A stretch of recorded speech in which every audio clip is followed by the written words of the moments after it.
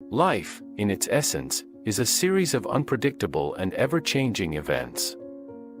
From the moment we wake up in the morning to the time we lay down to sleep at night, we are constantly navigating through waves of uncertainty, seeking stability in an inherently unstable world. Our modern lives often encourage us to hold tightly to the things we believe will provide us with security, whether it be our jobs, our possessions, or our relationships. Yet, despite our best efforts, we still find ourselves struggling to control life's natural ebb and flow. We often mistake control for happiness, believing that if we can just cling tightly enough to what we have, we can ensure our safety and avoid suffering. But what if the key to peace is not found in attachment, but rather in letting go? What if the very act of holding on is what causes our pain? In today's video, we will explore the profound philosophy of Alan Watts, a man who spent much of his life teaching the world how to live without attachment. Drawing upon his wisdom, we will examine how the art of letting go can free us from the chains of anxiety, fear, and discontent, allowing us to live a life of true freedom, fluidity, and presence. Alan Watts was a philosopher and spiritual teacher who played a crucial role in bringing Eastern wisdom to the Western world, often spoke about the illusion of control and the futility of attachment. In his view, attachment is the very thing that causes us to suffer because it pits us against the natural order of life. We find ourselves battling change, fighting against the current of life's river, rather than allowing ourselves to float gently along its course. Stick around as we delve deep into Alan Watts' teachings, exploring how to live without attachment, how to release the desire for control, and how to trust in the natural unfolding of life. By the end, you'll not only have a deeper understanding of Watts' philosophy but also practical tools for applying these teachings to your everyday life. Before we delve into the profound insights of non-attachment, it's important to first understand the men behind these transformative ideas. Alan Watts was not your typical academic philosopher, confined to the walls of universities or bound by the traditions of Western thought. Instead, he was a bridge builder, an intellectual nomad who wandered freely between the spiritual teachings of the East and the analytical frameworks of the West. Born in 1915 in Chislehurst, England, Watts was a precocious child, deeply fascinated by the nature of existence from a young age. By his teenage years, he had already immersed himself in the world of Eastern philosophy, drawn to the mysteries of Buddhism, Taoism, and Hinduism. However, his intellectual curiosity didn't stop there. He continued to study Christianity, Western philosophy, psychology, and even modern science, creating a unique fusion of ideas that would later define his life's work. Unlike many thinkers of his time, Watts did not view philosophy as a dry, academic exercise reserved for ivory towers.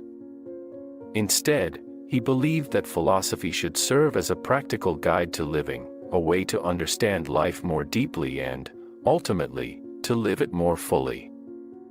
In this sense, Watts was a true philosopher in the original meaning of the word, a lover of wisdom. His lectures were filled with humor, insight, and often challenged the conventional wisdom of his time. Watts urged his audiences to look beyond the surface of life and question their most deeply held beliefs, particularly those related to control, attachment, and the illusion of the self.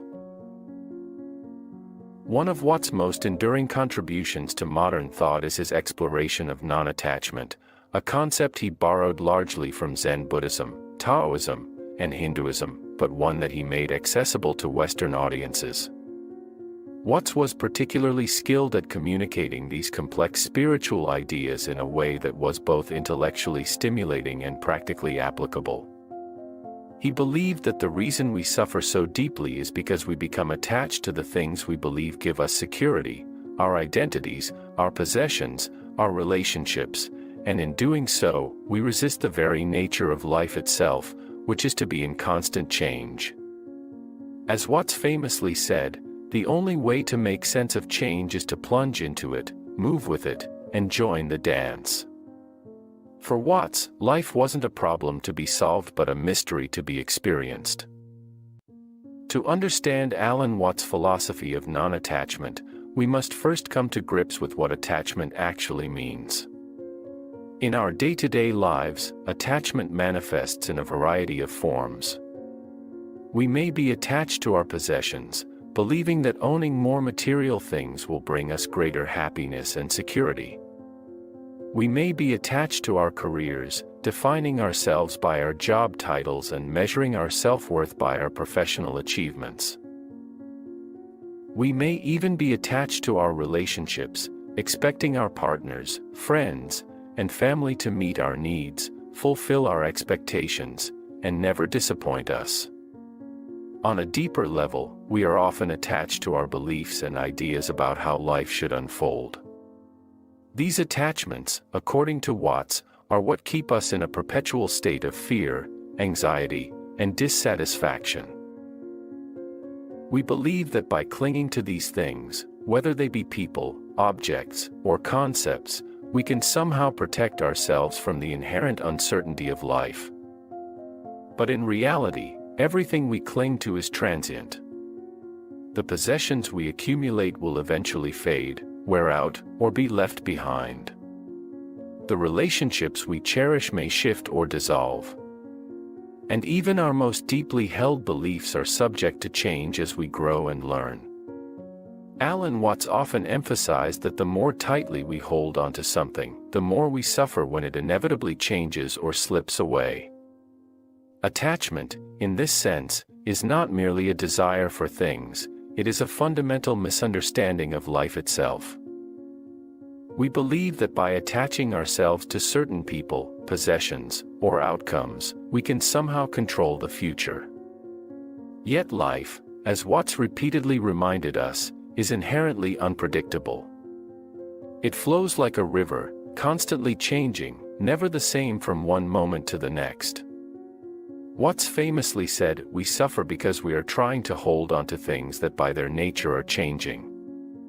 The more we try to control life, the more life slips through our fingers, like trying to grasp water. Watts believed that this attachment, this attempt to control the uncontrollable, is what creates the vast majority of our suffering. We fear losing the things to which we are attached, and so we build walls around them, trying to protect them from the inevitable forces of change. But in doing so, we only create more anxiety and fear. Watts encouraged us to question these attachments and to see them for what they truly are, illusions created by the mind in its desperate attempt to impose order on a world that is inherently chaotic and ever-changing. Instead of fighting against the current of life, Watts urged us to embrace it, to flow with it, and to find peace in the very impermanence that we so often fear. The illusion of control. Central to Alan Watts' teachings on non-attachment is the concept of control, or rather, the illusion of control. As human beings, we have a deep-seated desire to feel in control of our lives. We plan for the future, set goals, and work tirelessly to ensure that things go according to our expectations. This sense of control provides us with a temporary feeling of security, a belief that we are the masters of our own destinies. But according to Watts, this sense of control is nothing more than an illusion. Life, in its infinite complexity, cannot be controlled. No matter how meticulously we plan, no matter how hard we try to force things to go our way, life will always remain unpredictable, dynamic, and uncontrollable. Watts often used the metaphor of a river to describe life's flow. He pointed out that when we try to control the river, by building dams or diverting its course, we only create more turbulence and problems downstream. Similarly, when we try to control the events of our lives, we create resistance and tension within ourselves. We become fixated on outcomes, constantly worrying about the future, and fearing the unknown. This desire for control, Watts argued, stems from a misunderstanding of the nature of reality. We view ourselves as separate from the world around us, as individuals who must protect our interests, defend our egos, and ensure our survival. But in truth, we are not separate from the world. We are part of the flow, just like everything else in nature. He used to say, "We do not come into this world, we come out of it, as leaves from a tree." As the ocean waves, the universe peoples. Every individual is an expression of the whole realm of nature, a unique action of the total universe. In this way, we are invited to see life not as something to be controlled, but as something to be experienced. When we let go of the illusion of control, we free ourselves from the burden of trying to shape life according to our desires. We allow life to unfold naturally, trusting in its wisdom and its ability to carry us where we need to go. Instead of viewing the unknown as a threat, we begin to see it as an adventure, an opportunity for growth, discovery, and transformation. By releasing the need for control, we open ourselves to the infinite possibilities that life has to offer, and we learn to move with the flow rather than against it. One of the most challenging aspects of non-attachment is learning to embrace impermanence. As human beings, we are hardwired to seek stability and permanence in a world that is constantly changing. We want to believe that the things we love, the people we care about, and the achievements we attain will last forever. But the reality is that nothing in life is permanent. Everything is in a state of flux, from the smallest atom to the largest galaxy. Our bodies age, our relationships evolve, and even the most solid-seeming structures will eventually crumble and decay. In the face of this impermanence, many of us feel a deep sense of fear and sadness. We cling to the things we love, hoping to preserve them, but in doing so, we often miss the beauty of the present moment. Alan Watts encouraged us to not only accept impermanence but to embrace it. He taught that impermanence is not something to be feared but something to be celebrated. It is what makes life precious and beautiful. Without change, without the constant ebb and flow of life, we would be stuck in a state of stagnation, unable to grow or evolve. Watts often pointed to the natural world as a perfect example of how impermanence is woven into the fabric of existence. The seasons change, the tides rise and fall, the sun sets and rises again, all without resistance, all in perfect harmony with the flow of life. In the same way, we too must learn to embrace the impermanence of our own lives. When we do, we free ourselves from the fear of loss and gain the ability to live fully in the present moment. This is another powerful statement Watts made: life is like music for its own sake. We are living in an eternal now, and when we cling to the past or the future, we miss the music that is playing all around us. Impermanence is not something to be lamented, it is the very thing that makes life worth living. When we embrace impermanence, we can learn to let go of our attachments and find peace in the ever-changing flow of life. We can appreciate the present moment for what it is, without trying to hold onto it or make it last forever. And in doing so, we can experience a deeper sense of joy, freedom, and contentment. Watts' teachings remind us that life is not a destination to be reached, but a journey to be experienced. When we stop trying to control or cling to the things we love, we open ourselves to the full richness and beauty of life. We learn to dance with the rhythm of existence, to flow with the current of life, and to find peace in the knowledge that everything is exactly as it should be. In the end, Alan Watts' philosophy of non-attachment offers us a radical yet liberating perspective on life. It challenges us to let go of our need for control, to release our attachments to people, possessions, and outcomes, and to trust in the natural unfolding of life.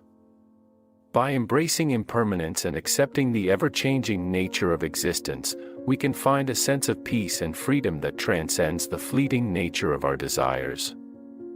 Watts reminds us that life is not something to be grasped or controlled, but something to be experienced fully. There comes a time, you know, when life begins to feel strangely unfamiliar, even when nothing around you has actually changed.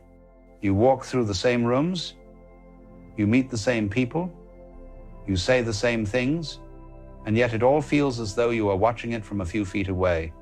It's as if you've stepped outside the costume you were wearing, but everyone else still sees you in it. And this is one of the most curious experiences a human being can have, because it feels at once like loss and liberation. You see, the funny thing about growing up is that we think it only happens to children. But in truth, growing up never stops. The body may reach its height, but the soul, if you let it, keeps expanding far beyond the forms it once knew. And the difficulty of this, of course, is that society isn't very well designed for it. Society wants you to remain recognizable. It says, stay the person we know. Don't change too quickly, or you'll make the rest of us nervous. But life doesn't listen to that kind of advice. Life moves, you see, like water flowing through the shape of a stream. And when the stream bends, the water doesn't argue, it simply flows. When you resist that movement in yourself, when you try to stay the same while something deeper is pulling you forward, you begin to feel this strange tension, this quiet ache, as though you're betraying something invisible inside you. And perhaps you felt that. You wake up one morning, and the music that used to excite you now sounds a little hollow. The ambitions you once chased begin to feel like chores. You go to the places you once loved, and the colors seem to have drained from them. You haven't become depressed. You've simply become aware. You've outgrown the language of your old life. It's rather like returning to your childhood home after many years. The house is smaller than you remember. The furniture seems oddly placed. You recognize everything, but it no longer holds you. This is what happens when you begin to awaken, when the consciousness within you starts to stretch beyond the limits of your identity. The world that once felt enormous begins to look like a set on a stage. Now look, this isn't something to be frightened of. It's quite natural. The problem arises only when you think you should still belong to that smaller world. When you start saying to yourself, I ought to still enjoy this. I ought to still believe that. I ought to still feel that old excitement. But you can't, because you are no longer the person who could. You see, we humans have this peculiar tendency to confuse familiarity with truth. If something feels familiar, we assume it must be right. And yet, everything that's true in life at some point feels unfamiliar because it's new. When you were born, even breathing was unfamiliar. When you fell in love, it was unfamiliar. Growth always feels that way. So the real spiritual challenge is not to force yourself back into comfort, but to sit quietly in this space of not knowing, this in-between place where the old world doesn't fit but the new one hasn't yet appeared. And that can be terribly uncomfortable, because you can't explain it to anyone. You can't tell your friends, I feel like the person you think I am is dissolving. They'll look at you rather strangely, but that's all right. Most of the world doesn't understand this process because most people are trying desperately not to go through it. You know, we spend so much of our lives trying to be consistent. We tell ourselves we must have a clear identity, a direction, a goal. We create these little psychological boxes and then feel very proud of keeping within them. But life, in its infinite playfulness, keeps shaking the box, nudging it open, whispering, come out, there's more. And when you finally dare to step out, you discover that the thing you called the world was never fixed at all. It was only the portion of reality your mind could recognize at the time. The world changes as your seeing changes. That's why it feels like you've outgrown it, because the old framework of perception can no longer contain what you now sense. Let's put it another way. Imagine a fish living in a small bowl. To the fish, that bowl is the entire universe. Then one day, someone moves it into a pond. At first, the fish might panic. The boundaries it depended on are gone. The water seems endless, and the familiar edges that once defined its safety are missing. But after a while, the fish begins to explore, and it realizes the pond was there all along. It simply couldn't see beyond the glass. That is what happens when consciousness expands. The bowl breaks, and you think you've lost your world, but really, you've gained it. Now, the difficulty with this kind of growth is that it doesn't come with a manual. No one tells you how to live when the old meanings stop working. And so, for a time, you feel lost. You may even think you're going backwards, that something has gone wrong, but I assure you, it hasn't. The sense of being lost is the sign that you're moving closer to what's real. Because to find reality, you must lose your illusions first. Perhaps it would help to remember that every transformation in nature involves a kind of death. The seed must die to become a tree. The caterpillar must dissolve to become the butterfly. The night must fall before the dawn can appear. And you, too, are part of that same rhythm. The parts of you that no longer serve your growth begin to fall away, sometimes painfully, sometimes quietly, but always inevitably. Now, people often ask, how do I know if I've really outgrown something, or if I'm just restless? Well, the difference is subtle, but unmistakable. Restlessness comes from wanting something different. Growth comes from becoming something different. Restlessness wants to escape. Growth wants to understand. Restlessness says, I can't stand this anymore. Growth says, this no longer fits who I am. And you feel it not as irritation, but as a gentle certainty. You see, real growth is never an act of rejection. You don't leave the old world in anger. You leave it in peace because you understand it. You see through it. And that understanding dissolves the need to belong to it. You no longer condemn the people who still live there. You realize that once upon a time, you did too. You can even love them more deeply because you no longer need them to be anything other than what they are. And so the world you've outgrown isn't an enemy, it's a teacher you've graduated from. And the strange melancholy that follows, because there is a melancholy, is not sadness, but gratitude. Gratitude that something so familiar could have nourished you long enough to bring you here. Now, this is where many people become confused, because they think enlightenment or awakening means always being happy, always feeling above the old life. But enlightenment, you see, is simply clarity. It's not an escape from being human. It's a deep acceptance of it. You still feel everything joy, sorrow, boredom, confusion, but you no longer resist it. You no longer mistake your passing moods for who you are. And as this realization deepens, the very world that once felt too small begins to look beautiful again. Not because it's changed, but because your seeing has. You can still walk through the same streets, talk to the same people, and yet it all feels luminous, transparent. You see the dance rather than the struggle. You see people not as obstacles, but as expressions of the same life moving through you. But you cannot reach this stage by force. You can't make yourself awaken. You can only notice when the old shell has cracked and stop pretending it hasn't. The rest happens by itself. The river flows because it must. And you too are being carried. When you let go of the effort to belong to your old story, you begin to sense the vastness that's been here all along. It's as if a fog lifts, and you realize that the world is not outside you, it is within you, reflected through your perception.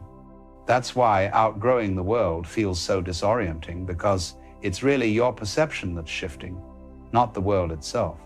So perhaps you might stop asking, what's wrong with everything? And start asking, what is awakening in me? For when that question arises, something wonderful begins to happen. The confusion turns into curiosity. The loneliness turns into space. The silence, which once felt empty, becomes peaceful.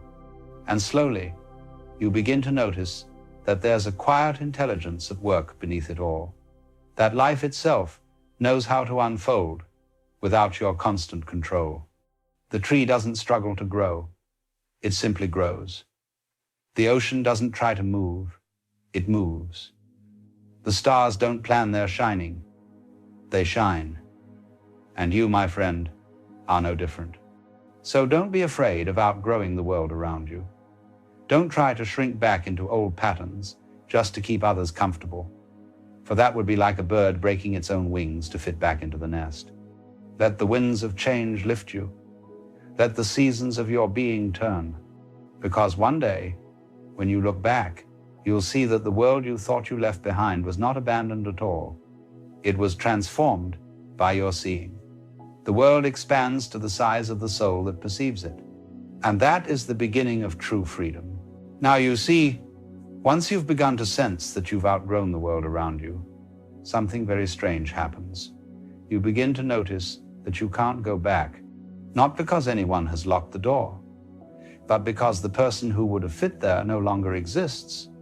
And this can be terribly unnerving at first, because most of us are brought up to believe that progress means more comfort, more belonging, more certainty. But the genuine progress of consciousness, the real awakening, moves in the opposite direction.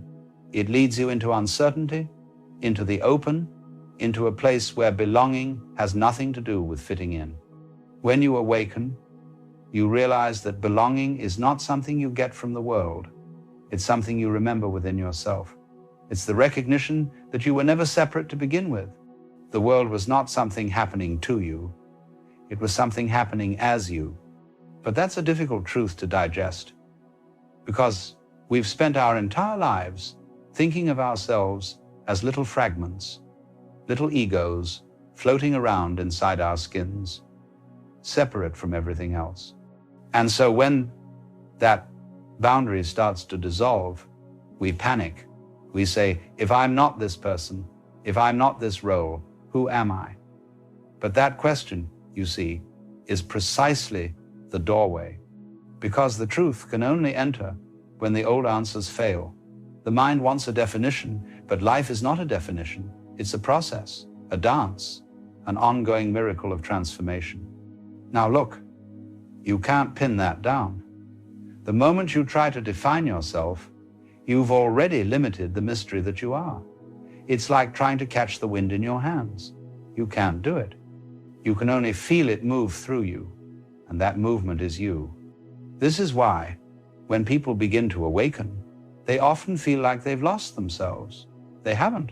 They've only lost the fiction of themselves, the story that was never truly theirs to begin with, the identity built from ideas, expectations, and fears. And once that illusion starts to crumble, what remains is something astonishingly simple: awareness itself. You see, awareness has no shape, no boundaries, no history. It is the space in which everything appears and disappears. Thoughts, feelings, people, places, they come and go. But the awareness in which they arise is untouched. It doesn't age. It doesn't change. It is the same awareness you had as a child, though its content has shifted countless times. So what's really happening when you outgrow the world is not that you're becoming better or more spiritual. Those are just words. What's really happening is that you're remembering that you were never the world to begin with. You were always the consciousness through which the world appeared. And that realization changes everything. It doesn't make you superior, it makes you humble. Because you see that every person, every bird, every leaf on every tree is an expression of the same consciousness, the same awareness looking through different eyes, the same life breathing through different forms. At that point, you no longer feel the need to prove anything.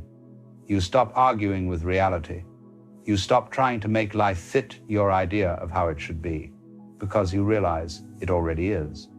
The great cosmic joke is that all your efforts to control life were happening inside the very flow that was carrying you perfectly where you needed to go.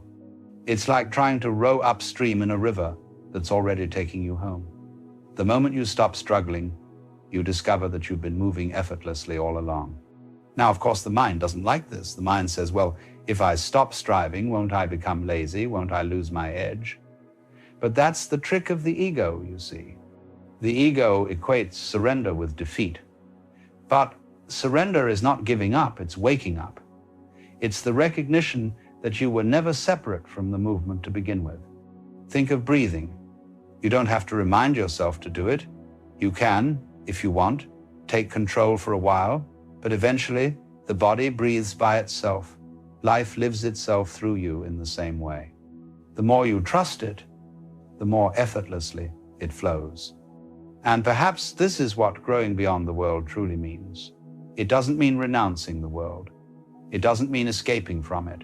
It means seeing it as play, as rhythm, as a kind of divine game. When you see that, the heaviness drops away. You stop trying to make sense of everything, because you realize that sense itself is part of the dance. The philosopher's mistake has always been to think that life is a problem to be solved. But life isn't a problem, it's a mystery to be experienced. When you outgrow the world, you stop treating it like a puzzle and start moving with it like a melody. You see, the world around you is always changing, always dying and being reborn in every instant.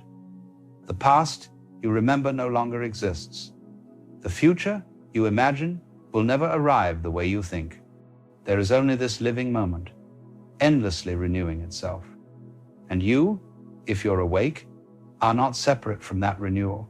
You are it. And that, perhaps, is what people fear most, that they are not observers of life, but participants in it. Because to truly participate means to let go of control. It means to trust the unknown. It means to love without conditions, to laugh without reason, to cry without shame. But the more deeply you surrender, the more natural it becomes.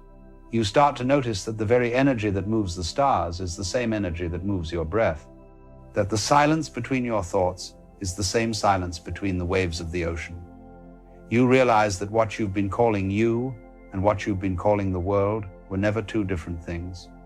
And suddenly, the question, have I outgrown the world, disappears, because there's no longer a you and a world to compare. There's only the dance. When this becomes clear, life begins to feel effortless again, but in a new way. Not the careless ease of ignorance, but the deep ease of understanding. You can walk through chaos and remain still inside.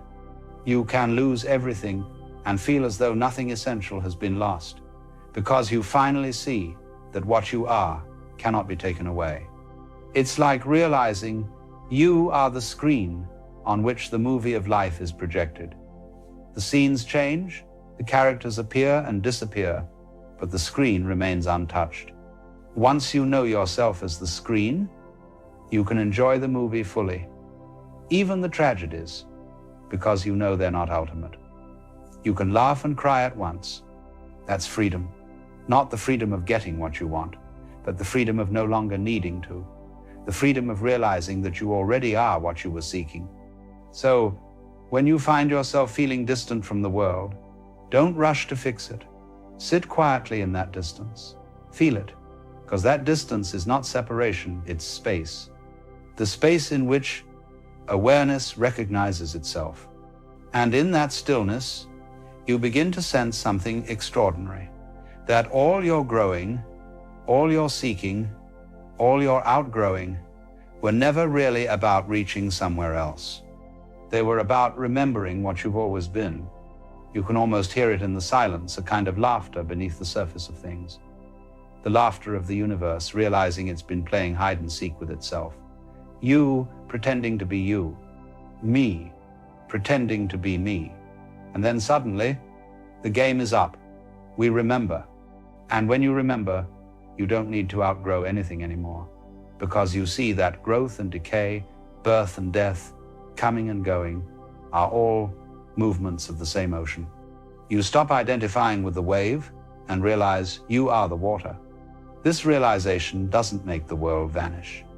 On the contrary, it makes it shine. You can look at an ordinary leaf and it will bring tears to your eyes because you see eternity in it. You can sit in traffic and smile because even there you sense the divine pulse. Nothing is ordinary anymore. Everything is alive. And this, I suppose, is what it truly means to awaken, to return to the simplicity that was always here. You discover that the world you thought you had outgrown was never outside you. It was a reflection of your own awakening consciousness. The moment you stop fighting it, it transforms before your eyes. So, don't be discouraged if you feel you've drifted away from what used to be familiar. You're not lost, you're being remade. You're not breaking down, you're breaking open. And one day, perhaps when you least expect it, you'll look around and see that everything fits again. Not because it's gone back to how it was, but because you've expanded enough to hold it all. That's when you'll know you've come home. Not to a place, but to a seeing, a stillness that was here all along, quietly waiting for you to stop searching. And from that stillness, you'll realize something beautiful. You never really outgrew the world. You simply grew into the realization that you are it. There comes a time, you see, when the noise of emotion fades, not because you've found peace, but because you've stopped knowing what to feel. You wake up and realize that nothing exactly hurts, yet nothing exactly moves you either. The music still plays, the sun still rises, but somehow you feel like a spectator in your own life.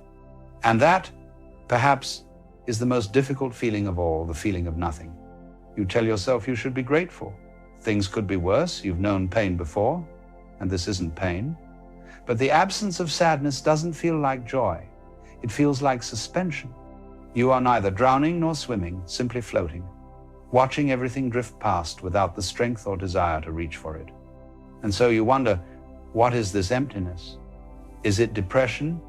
Is it rest? Or is it something else entirely, the mind's quiet rebellion against constant motion? Most people imagine that life should always be vivid, that we should feel deeply, that every moment should sparkle with meaning. But perhaps that expectation itself is what exhausts us. You can't keep the ocean at high tide forever. Every wave must eventually draw back. Maybe this emptiness isn't a failure of feeling, but the space that feeling needs to return home. You see, emotion, like breath, requires rhythm. You inhale joy, you exhale sorrow, and in between, there's a pause, a still point where nothing moves. That pause is where you are now. It isn't punishment. It's simply part of the natural breathing of the soul. The difficulty is that we don't recognize it as such. We've been conditioned to believe that stillness means something's gone wrong. So when you find yourself empty, you panic. You look for reasons, you analyze, you reach for distractions, anything to avoid the quiet. But life, with infinite patience, sits beside you and whispers, "It's all right. You're not broken. You're just resting." What if the emptiness isn't absence, but cleansing? What if it's life-clearing space inside you, space that used to be filled with noise, with striving, with everyone else's expectations of who you should be? You begin to see that what you call emptiness might actually be truth revealing itself, unfiltered by drama or desire. For the first time, you are not rushing toward the next emotion to prove you're alive. You are simply being. And that's an uncomfortable realization, because being, without embellishment, feels raw. You can't hide behind excitement or sadness. You can't even hide behind hope. There's only awareness, open, bare, and silent. But there is a strange beauty to that silence. You start to notice things again, the way a breeze moves through curtains, the sound of distant laughter, the faint hum of your own heartbeat. Nothing dramatic, yet somehow it feels intimate. You're beginning to sense life not as a performance, but as presence. And maybe that's what the emptiness is for, to bring you back to presence. to pull you away from the endless striving to feel something extraordinary, so you can rediscover the ordinary as sacred. Because what you call emptiness might simply be life's way of teaching you how to see without expectation, how to love without condition, how to exist without the constant need for intensity. There's a story I once told about a man who went into the forest looking for enlightenment.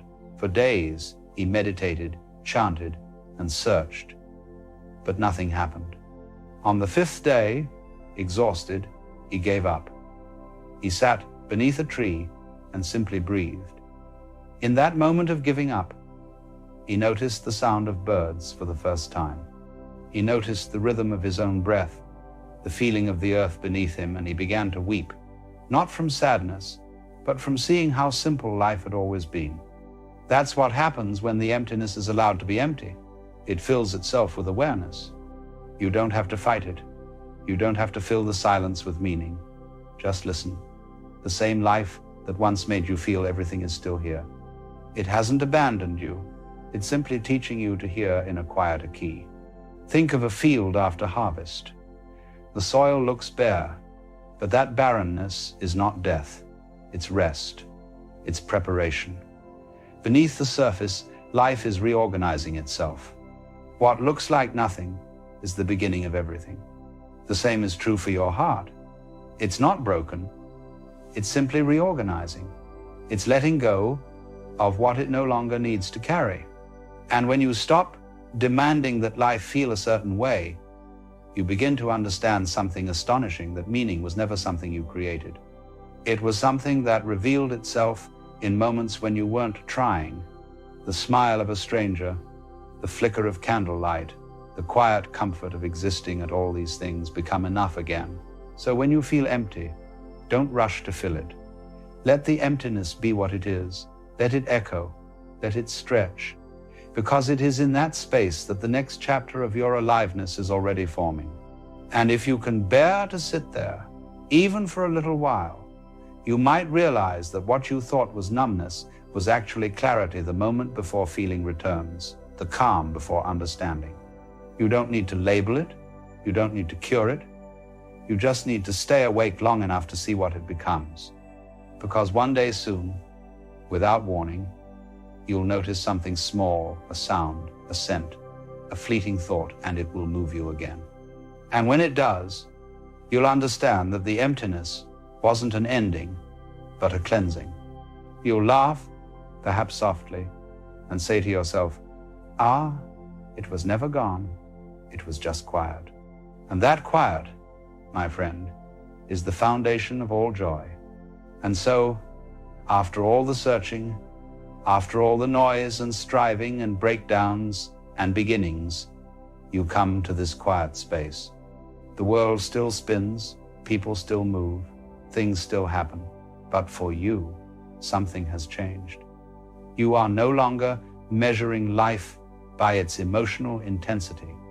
You are no longer chasing after a feeling to prove that you exist. You are, quite simply, here. And that, though it sounds small, is the greatest arrival of all. When you stop needing to feel something extraordinary, you begin to notice the miracle of the ordinary. The way water glimmers in a glass, the way your breath cools as you exhale, the way stillness itself hums with a presence that can't be described. And it dawns on you that what you called emptiness was never empty at all.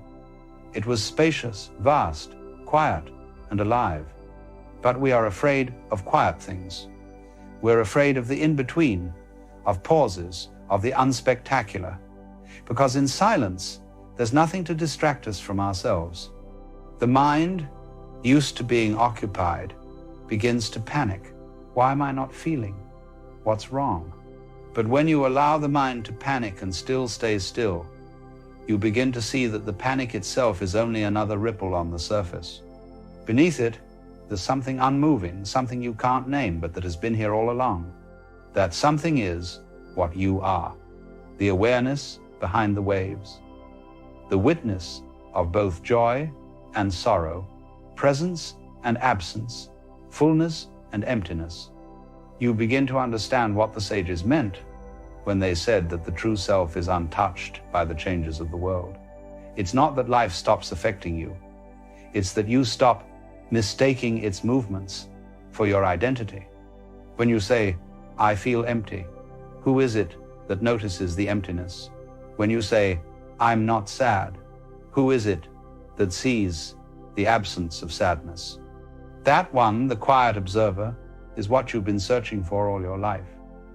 You were never meant to fill the emptiness. You were meant to recognize yourself within it.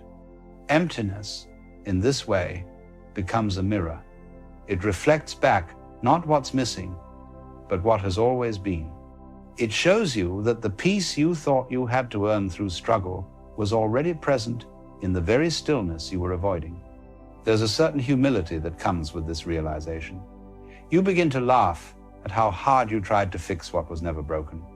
You see how every emotional storm you once feared eventually passed, and how each one left you a little softer, a little more open. You see how even the emptiness, this quiet space you once called void, is not against you, but for you. It's life's way of giving you back to yourself. And now, when feelings do return, when joy or sorrow comes again, they don't own you. They move through you like weather. You let them come and you let them go.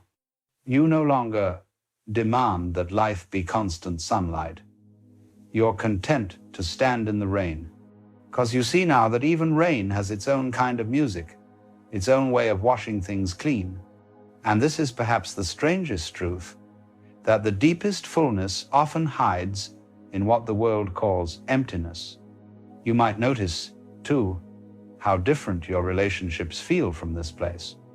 When you are no longer desperate to feel, you no longer demand that others give you something to complete you. You stop turning love into a transaction.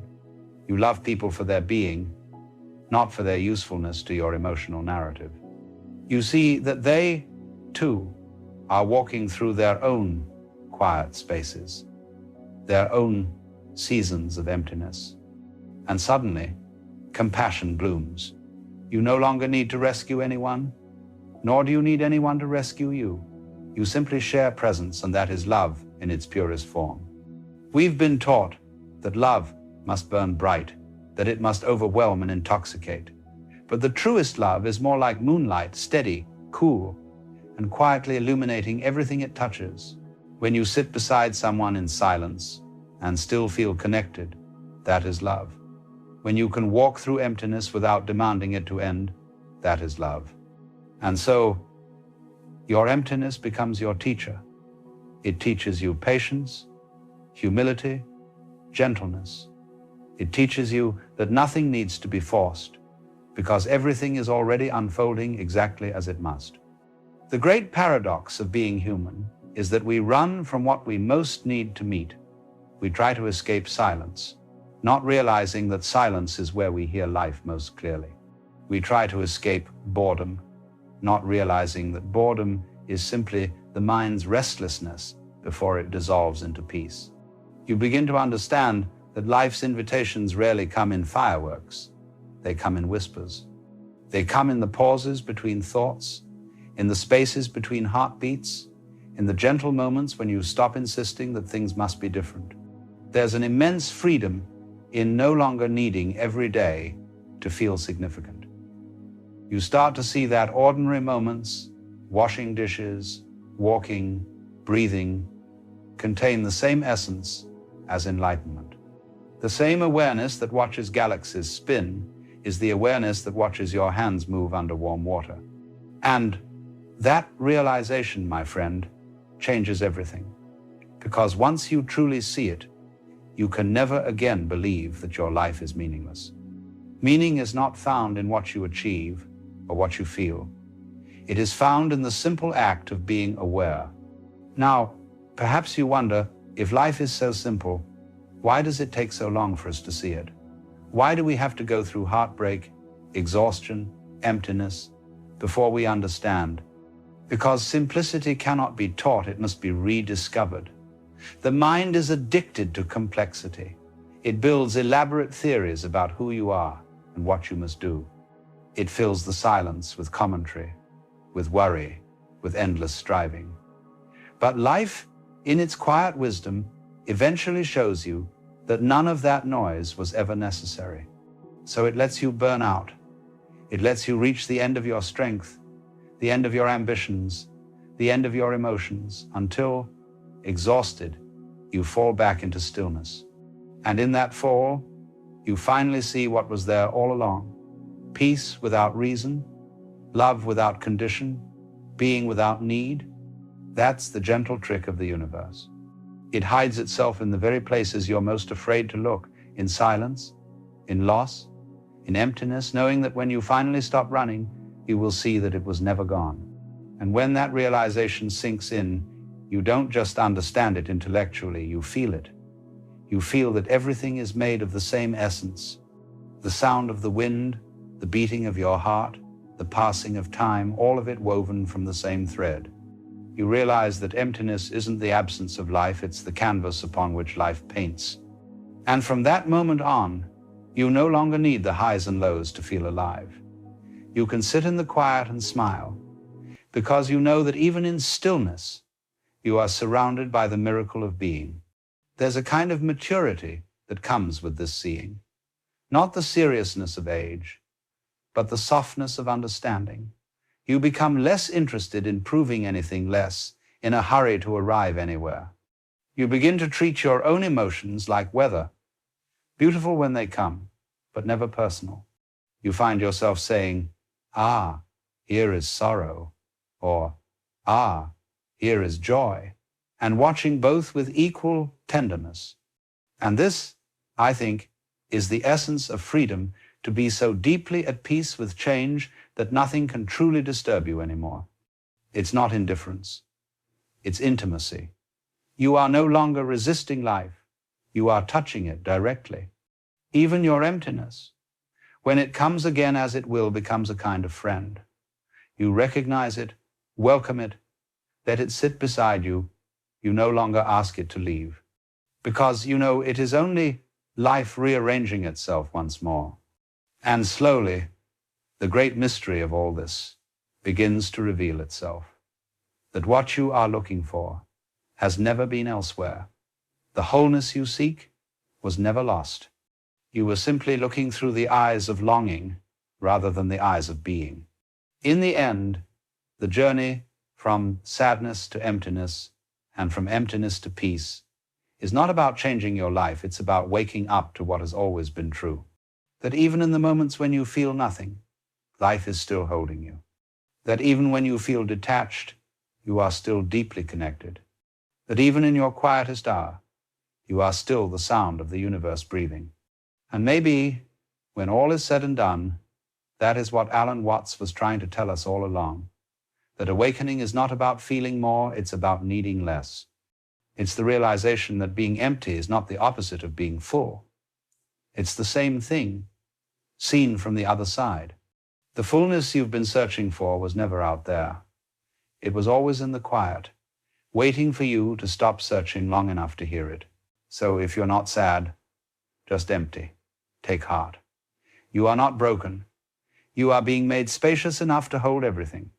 Because when emptiness and awareness meet, that's what we call awakening. It's strange, isn't it?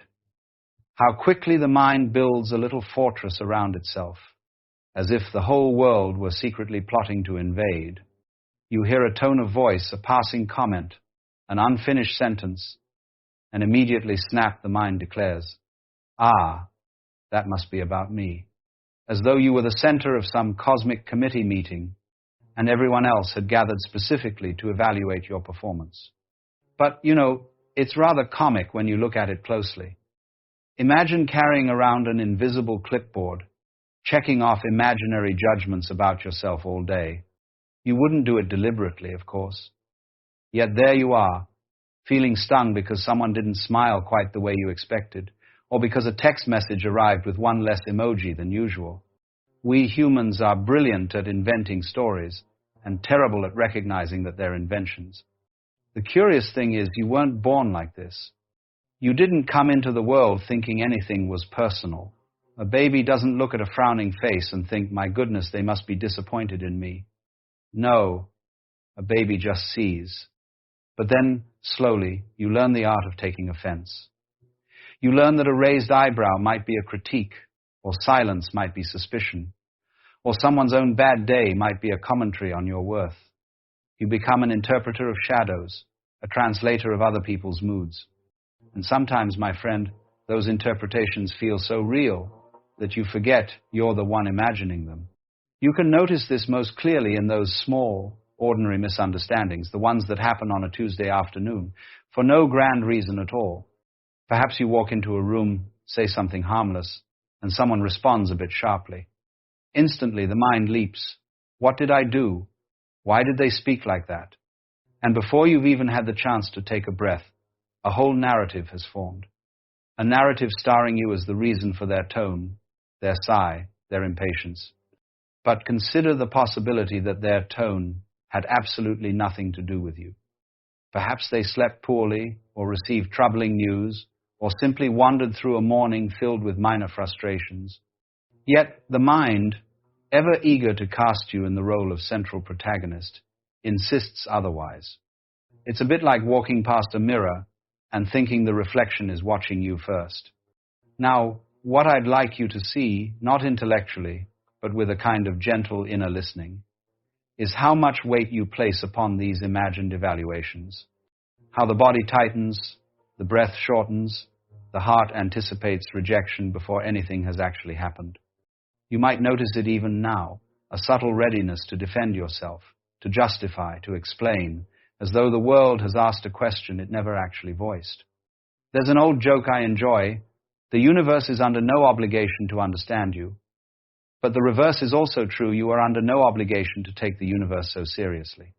You don't have to treat every passing expression as a coded message directed at your identity. Let's look at this from another angle. Most people walk through life absorbed in their own thoughts.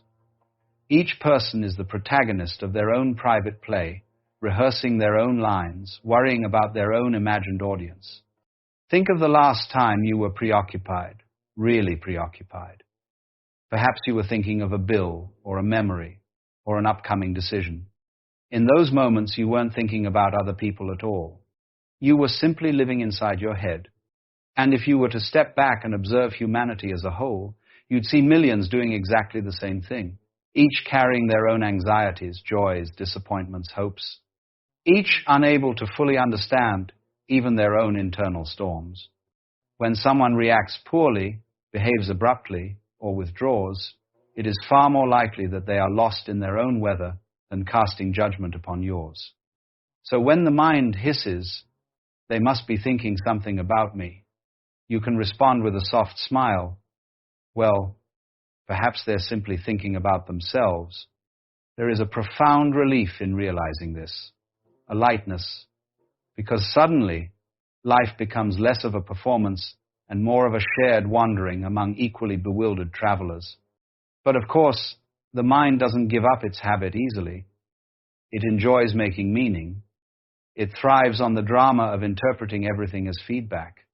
So let's explore the habit gently, the way you might watch a small animal scurrying about in a garden, neither judging nor interfering, just curious.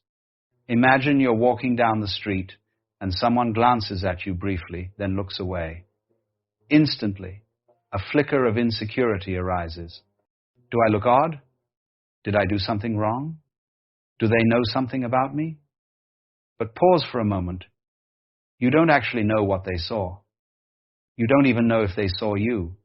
The glance may have passed through you like light through a window, and yet the mind takes that neutral moment and paints a story on top of it. You might think of it as a reflex, like when the doctor taps your knee and your leg jerks forward without your permission. But unlike the knee reflex, this one is built from years of conditioning. You learned that approval meant safety, and disapproval meant danger. You learned it so deeply that the body responds even before the thought forms. But now you can unlearn it. Not by force, not by demanding yourself to stop caring. Caring is natural. Sensitivity is natural. You don't need to harden yourself into some kind of emotional stone. No, what frees you is not indifference, but understanding. Think of it like this. You are not the actor on a stage being scrutinized by an audience. You are the sky, and all these little judgments, real or imagined, are just passing weather. They drift in, they drift out, and none of them have any lasting claim over who you are. Sometimes I like to compare taking things personally to wearing an overly tight pair of shoes. At first you think, well, that's just how shoes feel. But after walking barefoot on grass, or even for a few moments on the floor, you suddenly realize, oh, it doesn't have to hurt like that. And once you feel the freedom of walking without them, it becomes very difficult to put them back on. So, my friend, perhaps you can experiment with slipping off those old shoes for a while. The next time someone expresses annoyance or seems distant, try observing the sensation in your body before assuming its meaning. You may feel a tightening in the throat, a flutter in the stomach, a sharpness in the mind. But instead of building a story, simply notice the sensation like you might notice wind brushing your skin. Here it is, and now it changes. In this way, you become less entangled in the drama and more aware of the simple reality of the moment. And the moment is always simpler than the story. You might also notice how often you take things personally because you've already been judging yourself. If someone says you're too quiet, the sting only lands because some part of you already feared that quietness was a flaw. If someone says you're too loud, the sting only lands because you believed loudness was inappropriate. In a sense, every time you feel hurt by someone's perception, you're really feeling hurt by your own. So the question becomes, why are you so suspicious of yourself? Somewhere along the way, you were taught to compare, to evaluate, to measure your worth against others. Yet the absurdity is those others were doing exactly the same thing. A chain of insecure people subtly convincing one another that they all must meet impossible standards. If you could see how much of people's behavior is shaped by their private fears, you'd rarely take anything personally again. Consider the person who criticizes you harshly. They may be projecting their own inner conflict. Consider the person who withdraws. They may be overwhelmed. Consider the one who seems judgmental. They may be desperate to feel in control. And consider the person who praises you excessively. They too may be seeking something, perhaps approval in return. But in each case, the behavior is about them, not you. You are merely the surface upon which their inner world momentarily reflects. You might think of life like a hall of mirrors, where everyone is carrying their own mirror and occasionally flashes it in your direction. What you see is not you, but the shape of their own mind at that moment. This realization doesn't isolate you, it connects you. It reminds you that all humans are struggling, learning, failing, healing, and that none of us truly know what we are doing. There is a great peace in recognizing the shared bewilderment of the human experience. Now let's pause for a moment, not to end anything, but simply to create a little breathing space inside this unfolding understanding. Notice the movement of your breath, not controlling, just noticing the rise, the fall, the quietness in between. Here, in this simple rhythm, nothing is personal. The breath isn't judging you. It isn't asking you to be someone else. It simply continues, soft and faithful. From this stillness, you may begin to see something quite extraordinary, that what you take personally is often nothing more than passing noise in the mind, a habitual echo, a reflexive tightening, and yet within you there is a deeper presence, one that observes without being wounded. That presence is your true strength. It's not armor. Armor is heavy. Presence is weightless. Armor protects by hardening. Presence protects by understanding. And when you rest in that presence, life begins to soften around you. You may find yourself laughing more easily at misunderstandings. You may find fewer storms where once there were tempests.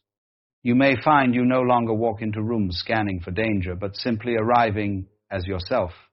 And what a relief that is to simply arrive. And notice something else, something subtle. When you stop bracing yourself against imagined judgment, the world becomes astonishingly gentle. Not because people change, but because you're no longer interpreting their every twitch as a verdict. You see, Most of the pain of taking things personally comes not from the interaction itself, but from the echo that repeats inside your mind afterward, the replay, the speculation, the silent courtroom in which you serve as accused, witness, prosecutor, and judge all at once. A single moment becomes stretched across hours, pulled into shapes it never actually held. But the moment itself, if you look closely, is always far smaller than the story you attach to it. Perhaps someone spoke too quickly. Perhaps they didn't greet you as warmly as usual. Perhaps they looked distracted, or annoyed, or hesitant. But the real moment lasted only a few seconds. Everything after that was imagination. It's as though life hands you a brief spark and you turn it into a bonfire. Now imagine what would happen if you simply let the spark flicker and fade, without feeding it with your fear. Imagine if you took people's moods the way you take the weather, sometimes sunny, sometimes stormy, sometimes gray, none of it a personal attack on your existence. You don't stand outside on a rainy day shouting at the clouds, "What have I done wrong?" You just take an umbrella. In this way, emotional weather is no different. People rain sometimes, people thunder, people drift in fog. It isn't your fault, it isn't your responsibility, and it certainly isn't a measure of your worth. Now, I don't want you to think this means you ignore your own feelings. Not at all. If something hurts, it hurts. But the question is, what are you attributing that hurt to? Are you assuming it's about you, when it may simply be the other person's storm passing across the sky? If you learn to distinguish what belongs to you from what doesn't, your inner world becomes astonishingly clear. Think of a radio picking up static. The static isn't the radio's fault. The signal is coming from elsewhere. All the radio needs to do is recognize, this is interference, and not take it as proof that something inside it is broken. You are that radio. You are receiving signals all the time from people who are confused, tired, overwhelmed, lost, insecure, frustrated, and often you interpret their static as a judgment of your signal. But nothing is wrong with your signal, my friend. Nothing has ever been wrong with it. Now, let's slip into a quieter space for a moment. Let the words slow down, like walking through a hallway that becomes gradually dimmer, softer, more peaceful. Let the tone settle, like dust drifting in a sunbeam. When you look closely, you might discover that the urge to take things personally is actually a longing, an innocent longing to feel seen, understood, valued. It comes from sensitivity, not weakness. From caring, not insecurity. You want to connect. You want to know your place in the world. You want to feel you matter. And none of that is wrong. But when you try to find that reassurance in other people's reactions, the ground under your feet becomes very unstable because people are unpredictable. Their attention shifts. Their moods change. Their capacity to show affection fluctuates. And if your sense of self depends on that, you'll sway with every breeze. So perhaps the deeper invitation is not simply to stop taking things personally, but to root yourself in a place where affirmation is not required from outside. A place where you know your own worth without waiting for anyone else to confirm it. This doesn't mean becoming aloof or independent in a hardened way. It means recognizing that your value is your birthright, not something earned through other people's approval. Imagine standing in a room full of mirrors, but this time, instead of seeing distorted reflections of yourself in others, you close your eyes, you breathe, you feel the space around you. And suddenly you realize you don't need the mirrors at all. You already know you exist. You already know you're here. You already know you're enough. Now, with that quiet recognition, you open your eyes again. And all those reflections, the opinions, the glances, the careless remarks lose their power. They become ripples rather than waves. Movements on the surface rather than threats to your depth. You might begin to notice something beautiful. When you no longer take things personally, you become more compassionate. You see others more clearly. You respond instead of reacting. You become curious rather than defensive.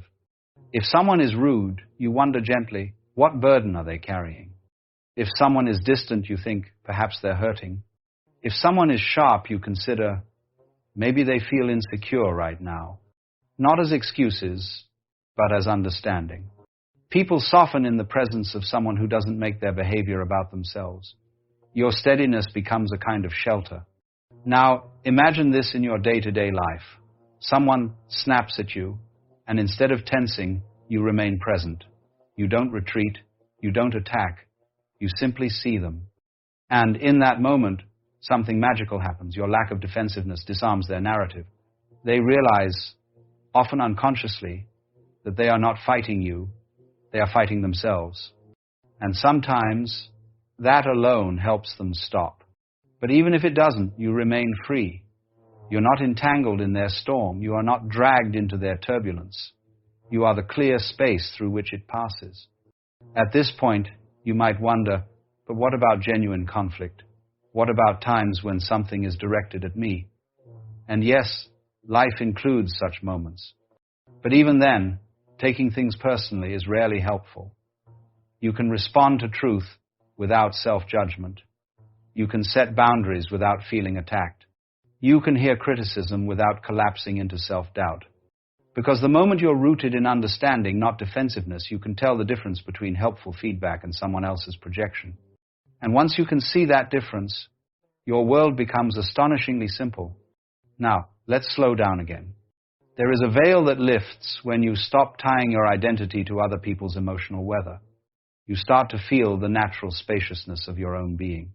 You begin to sense that behind the personality you present to the world, behind your roles, behind the stories you tell about yourself, there is something open, quiet, unhurt, untouched. It has been there all along, watching your life unfold like someone watching waves rise and fall on the shore. When someone praises you, this presence watches. When someone criticizes you, it watches. When someone misunderstands you, it watches. It isn't cold or detached. It is simply still. And from this stillness comes profound strength. Strength that doesn't need to assert itself. Strength that doesn't need to compete. Strength that doesn't crumble at a frown.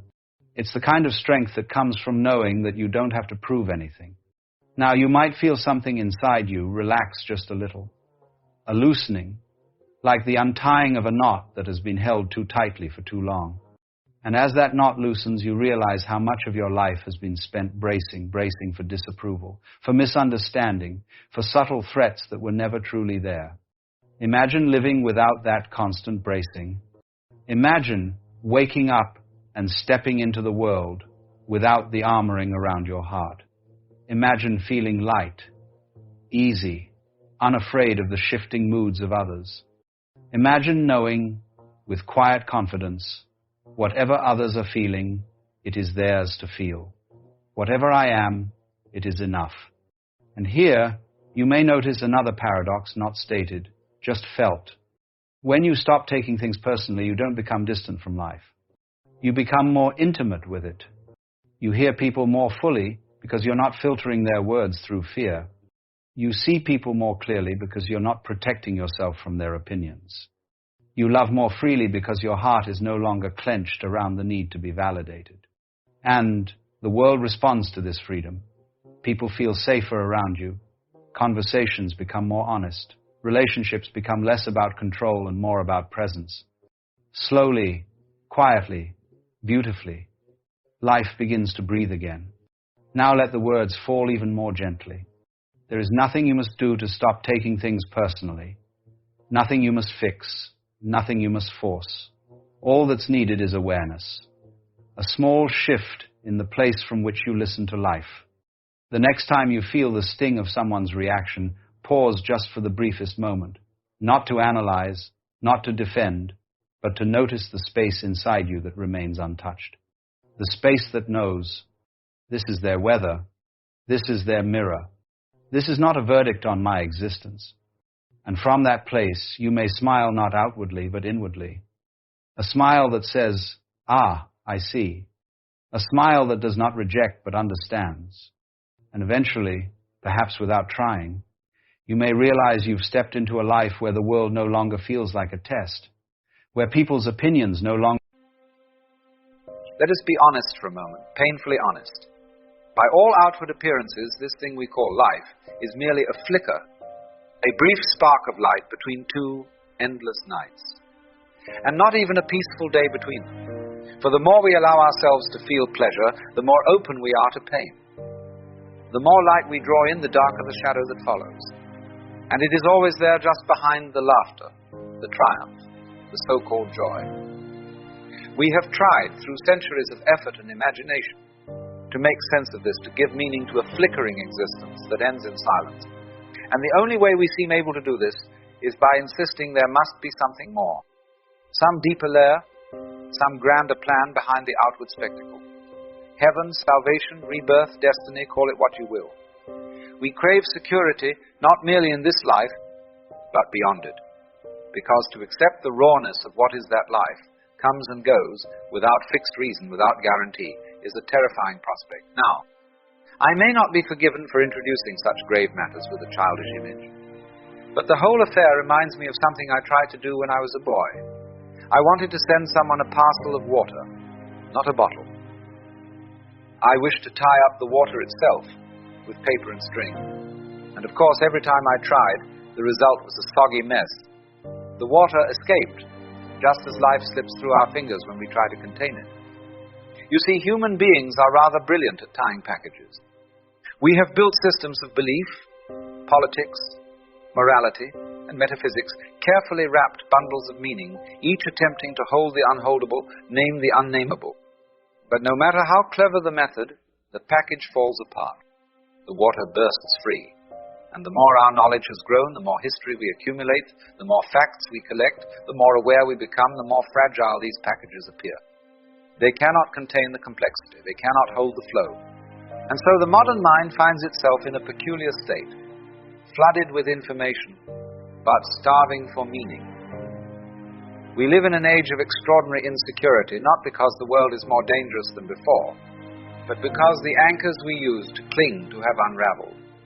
Traditions, religions, social roles, eternal truths, all questioned, all cast into doubt.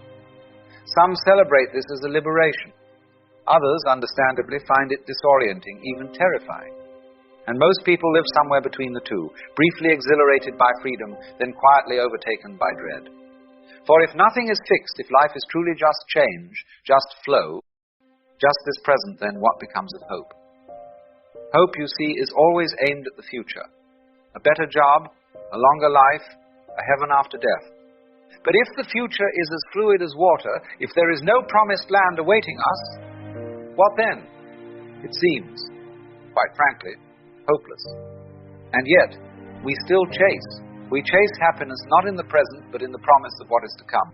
We say, just around the corner, then I'll be fulfilled. After this crisis passes, once I've found my purpose, when I retire, when I die. But the future, like the water in my childhood parcel, never quite arrives. And even when it seems to when the long-awaited day finally comes, we find it cannot be enjoyed unless it, too, carries the promise of another future beyond it. It's a cruel trick of the mind.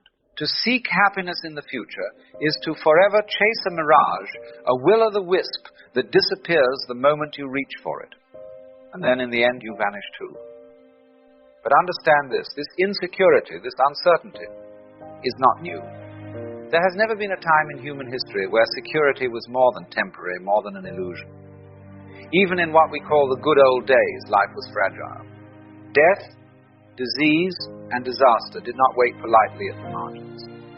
What made life bearable then, however, was not certainty, but belief. Belief in God, in the soul, in eternal justice, things untouched by the calamities of the world. And while these beliefs may not have made life less precarious, they gave it shape. They gave it meaning. But now today, such convictions are harder to find. Even in churches and temples, even among the devout, there lingers doubt. Science has not only replaced religion in authority, it has stripped from us the comfort of myth. The scientist does not pretend to know what cannot be known, and in doing so reveals the vast, indifferent mystery of the cosmos. This honesty, admirable though it is, leaves the human heart famished. Because while the mind is satisfied with logic, the soul yearns for more. It wants purpose, direction, assurance that all of this matters. And when those assurances collapse, we look elsewhere. Political movements become our myths, social crusades become our meaning. We join collective efforts, not always because they are just, but because they give us a sense of being part of something larger, a sense that we are not alone in the dark. But you can feel it, can't you? The trembling underneath. For these are not certainties, but shouts in the night. And the louder we shout, the more fragile we reveal ourselves to be. So what happens to a mind, to a being, that can no longer believe? Not in fairy tales, but in any foundation at all. What becomes of the heart when all the old myths crumble and the new ones ring hollow? It begins to grasp. We turn inward, hoping to find permanence in ourselves, in our identities, our careers, our knowledge. We say, at least I am this, or at least I know that. But the truth, if you look just a little too long in the mirror, is that you are changing constantly, quietly, without your permission. The face, the thoughts, the tastes, the hopes, none of them stay. And so you clutch, you plan, you try to prepare, to fortify. You attempt, as all modern people do, to organize your life into a blueprint of safety. You build routines, set goals, make lists, meditate, track your calories, forecast your income, visualize success. You try, in every imaginable way, to manage the future. But no matter how precise the effort, the outcome never feels secure. Something always slips out of view. Some variable, some person, some emotion, some event ruins the equation, and you are back where you started, uncertain. And then here lies the rub. You blame yourself. You say, if only I had tried harder, planned better, prayed deeper, been more focused. But the real problem is not your failure. The problem is the game itself. Because you are chasing control in a world that is uncontrollable. You are searching for security in a realm that is defined by change. It is, as we said before, like trying to tie up water in a paper parcel. You get wet, you fail. You try again. And in that trying, in that reaching for a future that never arrives, you create your own suffering. Here is the paradox. The desire for security is the very thing that makes you feel insecure. The more you want to feel safe, the more you notice how unsafe things really are. The more tightly you grip the rope, the more your hands burn. In the act of resisting uncertainty, you become obsessed with it. And what you resist, you magnify. Fear breeds fear. Worry breeds more worry. To want safety, absolute, permanent safety, is to fight against the very nature of existence. Because the universe, you see, is not fixed. It dances, it flows. It erupts and collapses, sings and silences, all in rhythm without asking your permission. And so, when you demand that it pause for your comfort, you suffer. Because life will not hold still. It will not meet you in the future. It is already here. The mistake is in thinking you can stand apart from it, manage it, direct it from some imagined place of separateness. But you are not outside of life. You are not the observer looking in. You are in it. You are it. Just as a wave is not something separate from the ocean. It is the ocean momentarily expressing itself as a wave, so you are not separate from the universe, but the universe momentarily expressing itself as you.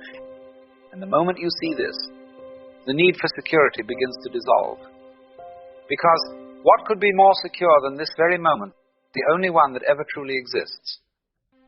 So then, what is one to do? If life offers no final foothold, if beliefs fade, if plans crumble, if even the self turns to smoke under scrutiny, where does one stand? And the answer, though simple, is not easy. You stop standing. You stop seeking a ground. And you fall freely, openly, into the present. Not because the present moment is safe, but because it's the only thing that's real. You see, we have confused the idea of freedom with the power to control. We think we are free when we have mastery over the future, when we've eliminated risk, when the path is clear and marked. But that isn't freedom at all. That is fear wearing the mask of progress. Real freedom is far more wild. It's the surrender to the rhythm of life, to change, to death, to rebirth, not as things to overcome, but as the very texture of existence, because in truth you were never in control. There was never a separate you behind the eyes, managing the world like a ship from its helm. There is only awareness, witnessing, dancing, being. But as long as you try to cling to certainty, to permanence, to me, you will suffer. You suffer not because life is cruel, but because you want it to be something it is not. You want it to be solid, predictable, safe, and life, thank God, is none of those things. The very beauty of it all is in its impermanence. A cherry blossom is not less beautiful because it falls. The sun is no less radiant because it sets. So why do you imagine you must remain? Why do you fight to freeze the flowing water? The wisdom of insecurity is not some clever philosophy. It is a way of seeing, a return. It is the recognition that the moment you stop trying to secure your life is the moment it becomes alive. That in letting go of your need for answers, you begin to feel the mystery again. You were never meant to have it all figured out. The point was never to capture life, but to feel it. To live it as music, not as math. As dance, not direction. So, when you stop resisting change, when you no longer brace against the current, you find that the river was carrying you all along.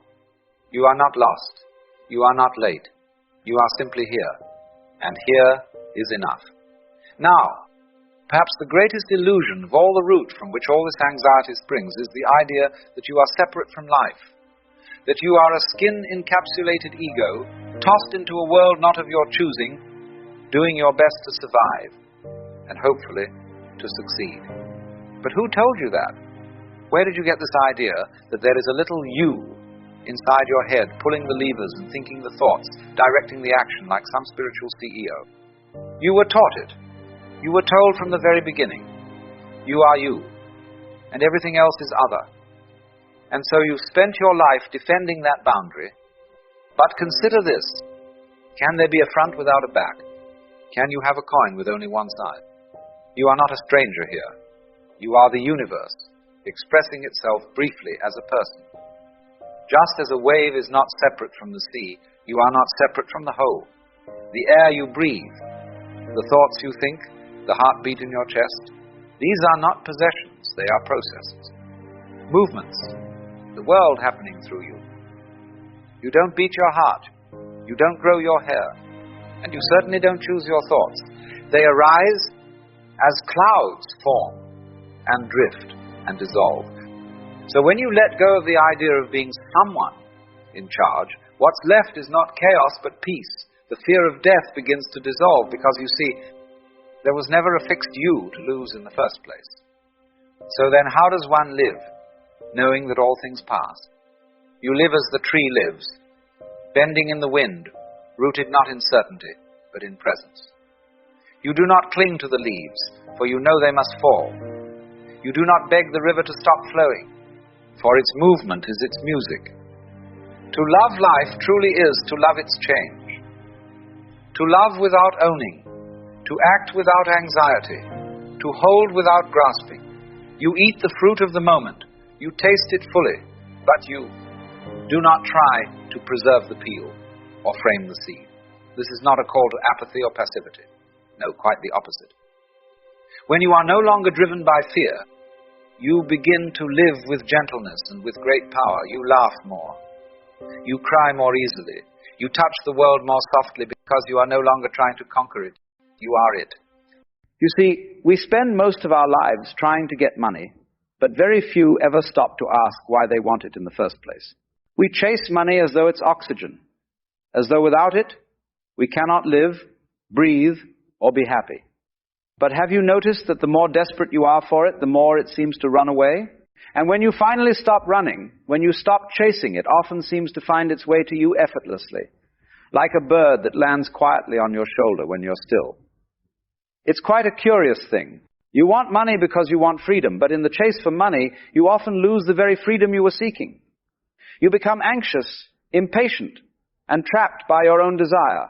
You become like a man digging for water in the desert who forgets that the oasis was already inside him.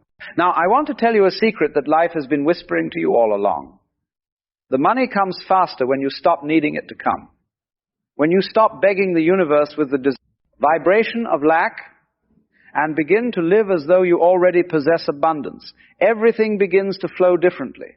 Because reality, my dear friend, is not responding to your words. It is responding to your state of being. When you say, I want more money, what you are really declaring is, I don't have enough. And that feeling, that inner frequency, is what the world mirrors back to you. The universe is not your servant. It is your reflection. And whatever you feel most strongly becomes the signal it sends right back. I remember once saying that desire is a contract you make with yourself to be unhappy until you get what you want. You see, that is the trap when you tie your joy, your sense of self, your peace of mind to the arrival of money. You postpone happiness indefinitely. You wait for the outside world to change before you permit yourself to feel whole inside. But reality does not work that way. Reality rearranges itself around the vibration you are embodying. Now, the moment you say, I will be happy when I have money, you are broadcasting to existence that you are not yet happy, and existence simply reflects that. It will keep giving you situations that confirm your belief.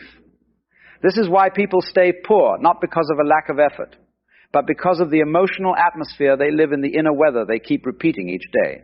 But imagine for a moment if you reversed it.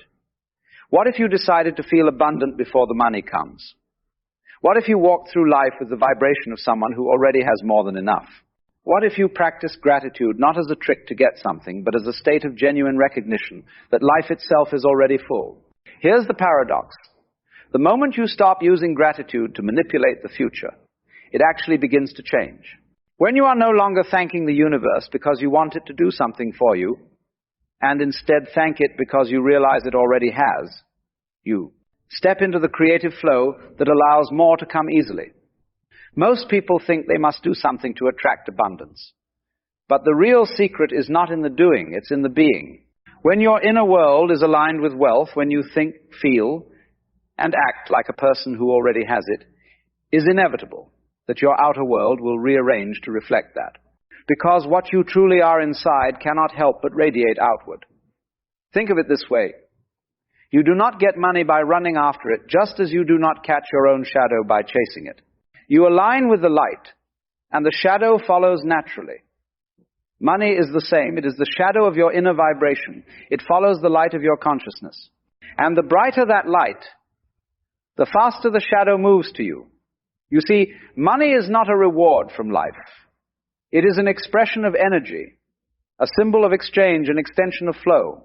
When you are in a state of openness, creativity, and service, when you are genuinely giving your energy to life in a joyful way, money flows naturally as part of that current.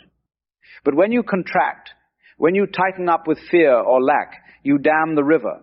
You block the current that was trying to bring you more.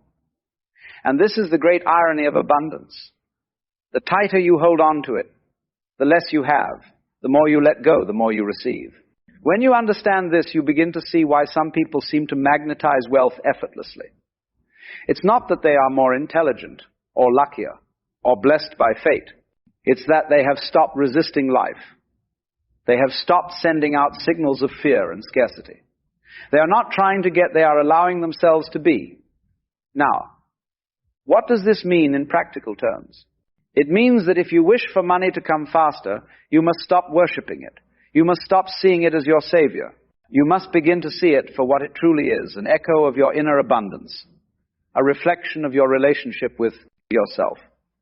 Ask yourself, how do I feel when I think about money? If you feel tense, anxious, impatient, or guilty, those are the vibrations you are feeding into the field. That is the emotional music you are playing to the universe. And the universe always dances to your tune. If your song is one of desperation, it will send you experiences that match desperation. If your song is one of ease, gratitude, and joy, then it will send you experiences that match that too. So instead of asking, how can I get more money? Ask, how can I feel more abundant right now? Because that feeling is the real currency. Money follows the feeling, not the other way around.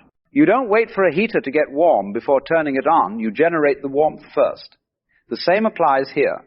You don't wait for external wealth to create internal abundance. You create the inner abundance, and the external wealth appears as a consequence. Now, the modern mind finds this deeply uncomfortable because we've been conditioned to believe that hard work and struggle are the only valid ways to succeed. We are taught to grind, to compete, to strive. But the truth is, effort without alignment is wasted energy. You can row a boat tirelessly, but if it's facing the wrong direction, you'll never reach your destination. When you are aligned internally, when your thoughts, emotions, and actions are coherent, things begin to move swiftly, almost magically. Doors open without effort. Opportunities appear where none existed. People show up at the right moment. You call it coincidence, but it's simply coherence at work. The universe is a field of infinite intelligence, responding to frequency. Every thought, every emotion, every belief you hold emits a vibration. When your vibration says, I am abundant, the field mirrors it with situations that confirm that truth. But when your vibration says, I'm lacking, it reflects lack. You cannot deceive the universe. It doesn't listen to your words. It reads your energy. And so, money is not something you earn as much as something you allow. It comes through you, not to you. It flows through the channels of your belief, your gratitude, your openness, and your creativity. It comes faster when you stop pushing it away with resistance and begin to trust that it is part of the same flow that gives breath, sunlight, and life itself. When you truly grasp this, you'll understand why so many spiritual teachers speak about surrender not as a form of passivity, but as a deep act of trust. To surrender is not to sit and do nothing. It is to stop forcing things to happen. It is to stop resisting the natural rhythm of life. It is to know that you are already connected to everything you need, and that your only task is to align with it internally. You cannot attract abundance from a state of frustration. You cannot call in wealth from a vibration of need, because in that vibration, you are telling the universe that you are separate from abundance, and so you remain so. But when you relax, when you breathe deeply and truly feel that life itself supports you, money begins to flow toward you, not as a bribe, not as a prize, but as a natural expression of your trust. So, the doing that brings money faster is not doing in the conventional sense.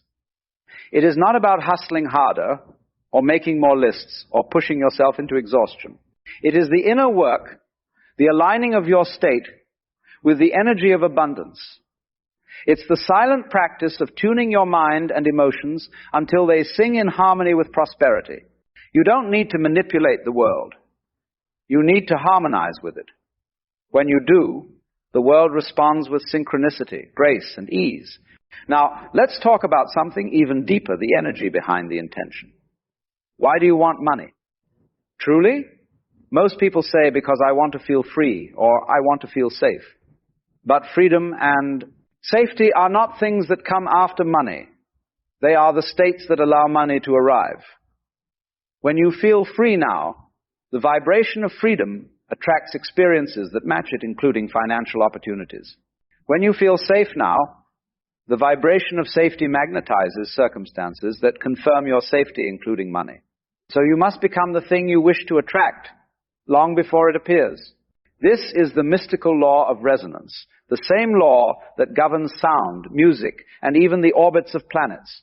If you listen to an orchestra, you'll notice that every instrument plays in harmony when tuned to the same frequency.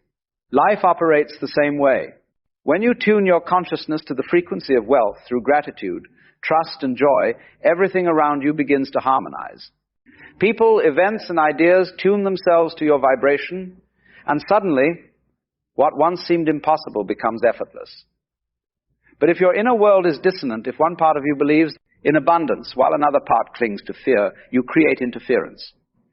You send mixed signals to the field, and the universe does not know which one to reflect. That's why self-awareness is the foundation of manifestation. You must become aware of the stories you tell yourself about money, the fears you inherited, the limitations you absorbed, the beliefs that no longer serve you. Because your beliefs are not truths, They are choices you've repeated so often that they've hardened into reality. But the moment you see them clearly, they begin to dissolve, and in their place, new possibilities emerge. When you begin to observe your relationship with money without judgment, something remarkable happens. You start to see that the anxiety, the grasping, the need to control, none of it is truly about the money itself. It's about what you believe money will fix. Somewhere deep within, you've been taught that money is the bridge between where you are and the life you want. But the truth is much gentler, much more profound. The bridge is your consciousness itself. If your consciousness is rooted in fear, you could win the lottery tomorrow and still feel unsafe.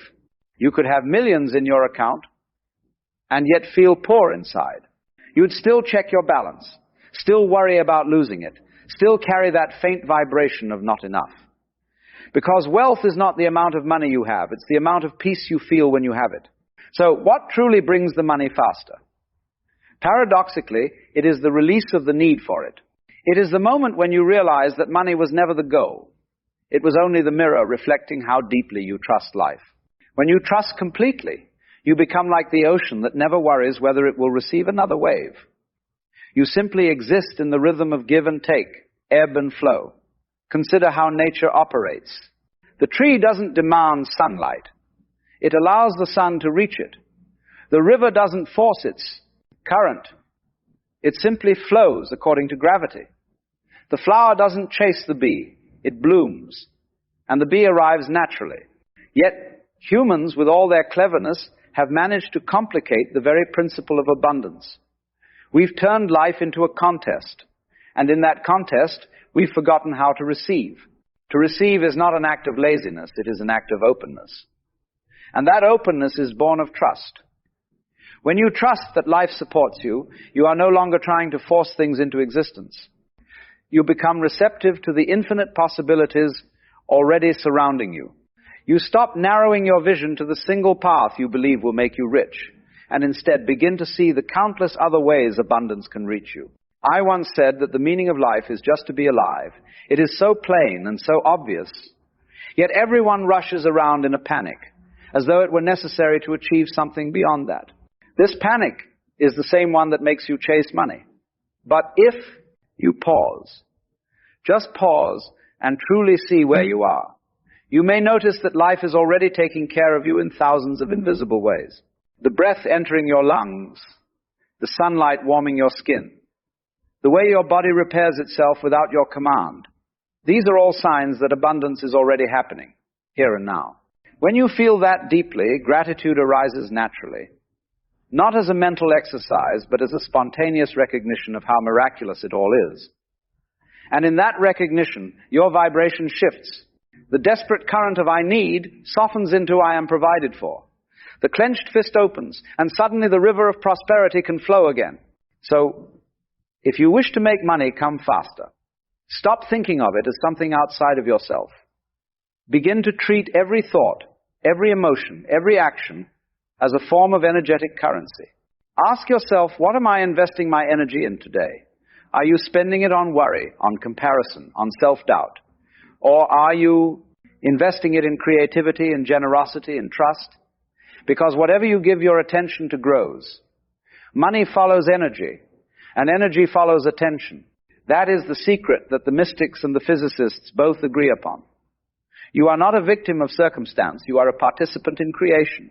Now, let's explore a simple shift that can transform your relationship with money almost overnight.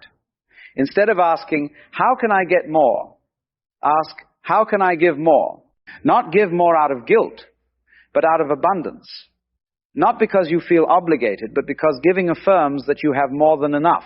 When you give freely, whether it's your time, your kindness, your talent, or your resources, you are declaring to the universe, I am abundant.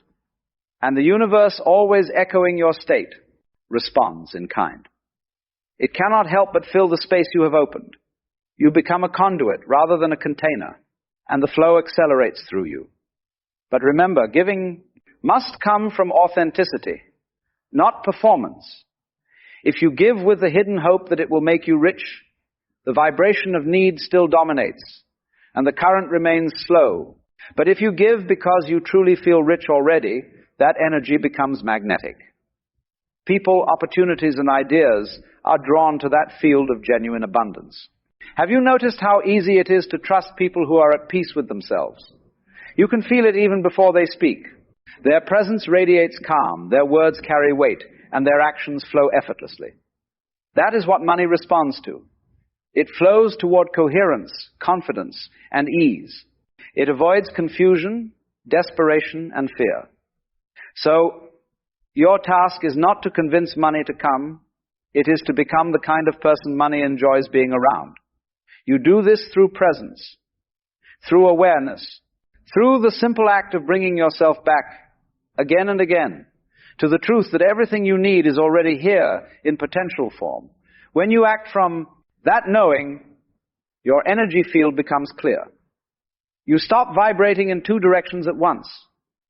You stop saying, I believe I can be wealthy, while secretly fearing that you can't. You begin to live from the state of I already am. That's when the miracles begin, not because the universe suddenly starts paying attention to you, but because you finally start paying attention to the universe. Now, let me tell you a small story, one that carries within it the essence of this whole teaching. There was once a man who lived in a small village. He worked tirelessly every day, hoping to save enough to build a better life. He counted his coins carefully, feared spending them, and went to sleep each night worrying that they would vanish. One day, a wise traveler passed through the village and said to him, "Why do you worry so much? The field you work in is full of gold." The man laughed.